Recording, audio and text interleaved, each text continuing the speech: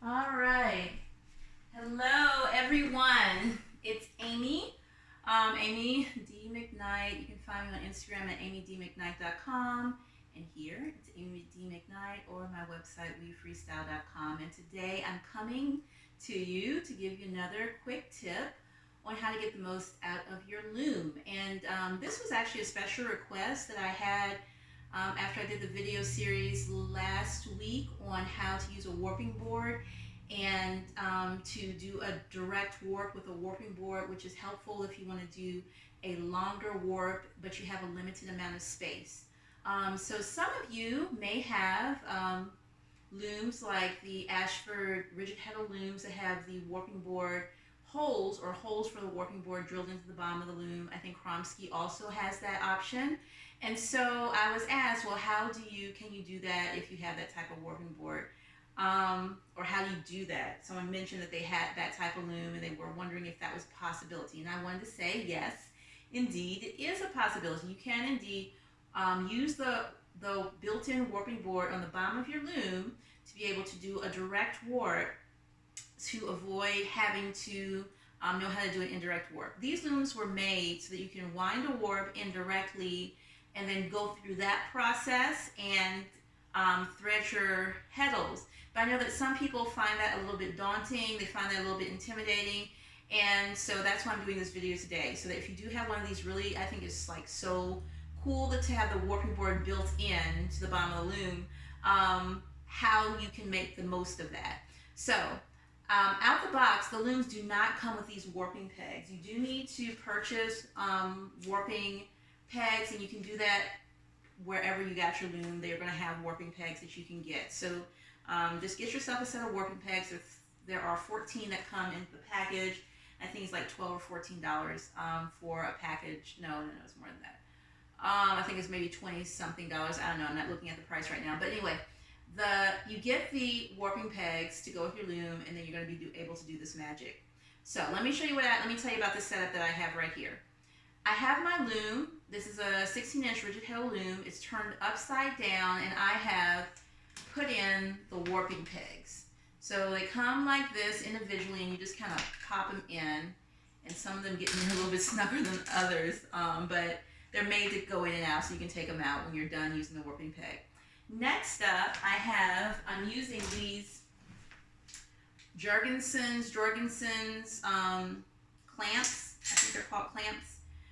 These are actually some that I borrowed from my husband's shop, but I don't think he'll miss them. So I'm using those to hold the warping board, the loom flipped over in warping board setup to my table. Now, generally speaking, if you're using the warping board on the bottom of your loom to do an indirect warp, you don't need clamps because your whole warp is going to be maintained on the peg. However, because we're doing a direct warp, we're going to need the clamps because we don't want this to move around, and we want everything to be stable, kind of like when you're doing your direct warp. With a warping peg, you have your loom secured and you have the warping peg also secured.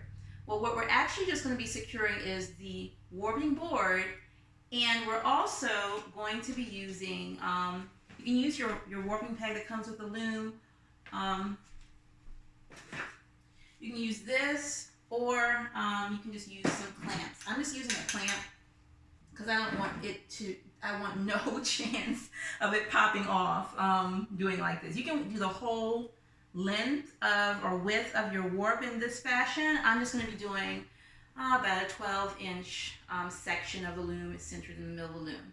So first thing that you're going to do, oh wait, I haven't finished telling you what I have. So I have the loom secured to my table with clamps. Of course, I have my threader here. Next up, I have my heddle. I have the Ashford logo facing the loom / warping board. I am using these clamps. These are simple clamps. You can get them in any store. And I just have them on holding my looms up so that it will stay up. It doesn't really matter if it moves too much because the most important part is just making sure that the clamp or your warping peg that's at the end of the table is secured on there and it's not going anywhere, and that your warping board is secured. that thing can move back and forth and do whatever it wants to do. It's no big deal. Don't even give it any mind. So I just realized that I have my loom flipped around the wrong way. You want to have the side that has the 4 pegs turned facing your reed. So I'm going to pause the video, I'm going to flip my loom around, and I'm going to be right back to tell you the rest. Okay, so hold on.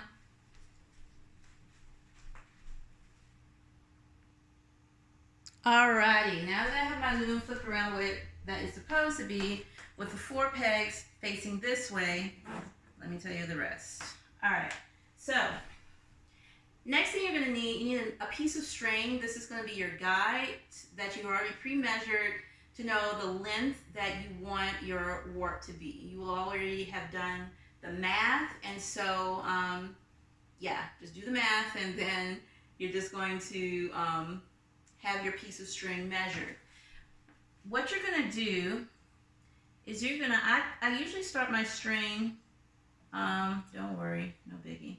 I usually start my string maybe a slot or 2 away from where I'm going to start. That's just me.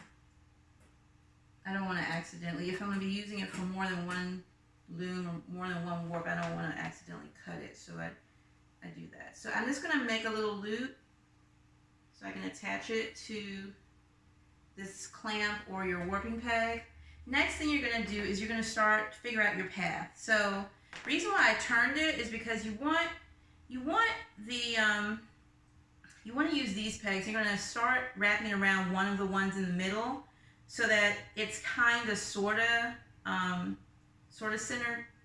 It's like coming toward the middle as opposed to starting from one of the edges. Just works a little bit better that way.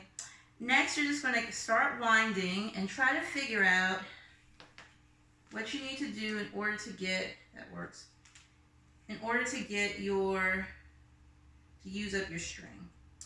I suggest that you add a little bit more length to your string just to account for tying it off. Yeah, so that's my path that I've made. Next thing, and that's pretty much it. The setup for this is exactly after you've done this part, pretty much the rest of it is exactly what I showed you in the last video. I'm going to do a little bit, and then I'm going to stop the video. I'm going to come back after I have threaded my warp through my heddle, and I get to the part where I'm going to take it off of the warp. Actually, no, because it's pretty much the same thing. Once you've threaded your warp through all the slots, the next thing that you're going to do is, I'm going to show you what you're going to do next, but you're going to tie it off, and then this part is maybe slightly different than what you're probably used to. You're going to leave the warp on here. You're going to come to the back, and you're going to thread your heddles. At least that's what I do. You don't have to do that part, but that's what I do. I thread my heddles because I'm going to be tying the warp onto my back beam. Don't worry if this sounds confusing. I'm going to show you, but either way, you're going to thread your heddles, and that is, you're going to put one of the threads that in your slot, you're going to put it into a hole across. And then you're going to wind on. So I'm going to show you each of these steps.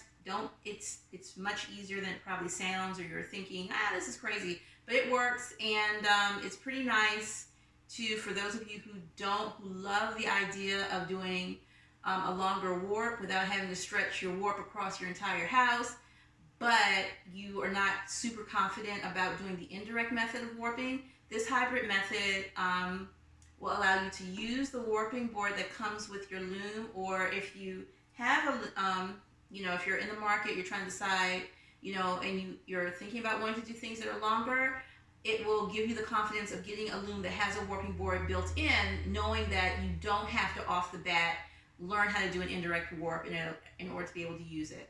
I do know how to do an indirect warp, but I'll be honest with you, since I've since I discovered this trick, I haven't done any indirect warps in a good little while. So this is kind of addictive. Once you get this, you'll be making all sorts of long stuff because it's really simple. And once you get it down, you'll wonder how you were doing the other things before. So anyway, I'm going to pause this video. I'm going to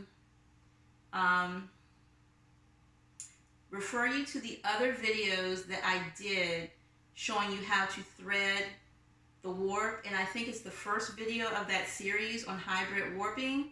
And I'm going to come back when I finish threading the majority of these slots to show you how to tie off and then how to attach the warp to the back of the loom and how to wind on. So, all right, this is the first part, first video. Stay tuned for video number 2.